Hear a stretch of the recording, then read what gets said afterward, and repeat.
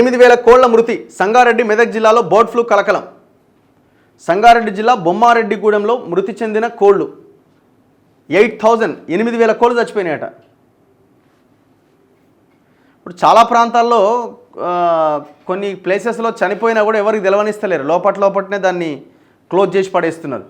Chicken తింటలేరు జనం బాగా. సంగారెడ్డి మెదక్ జిల్లాలో బర్డ్ ఫ్లూ కలకలం రేగింది.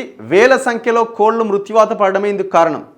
సంగారెడ్డి జిల్లా చౌటకూరు మండలం బొమ్మారెడ్డిగూడెం సమీపంలోని ఒక పౌల్ట్రీ ఫామ్లో 3 రోజుల వ్యవధిలో 7,000 కోళ్లు చనిపోయినాయట.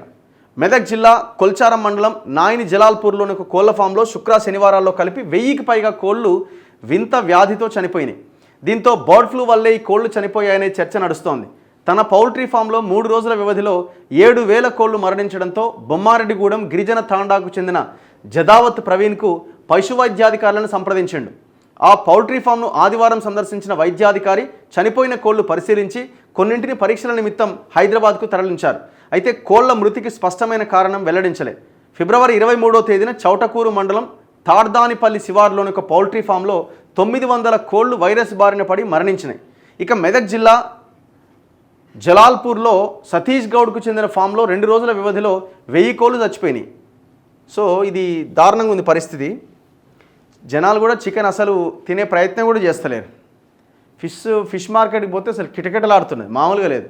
మామూలు రోజులు అసలు ఫిషే తినరు జనాలు. ఏమైనా చికెన్కి ఎగబడతారు. అసలు తినాల్సింది ఫిషే.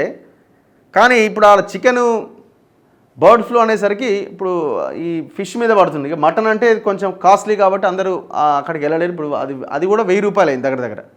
చాలా ప్రాంతాల్లో 1000 రూపాయలు అమ్ముతున్నారు. ఆ రేటు కూడా బాగా పెరిగింది.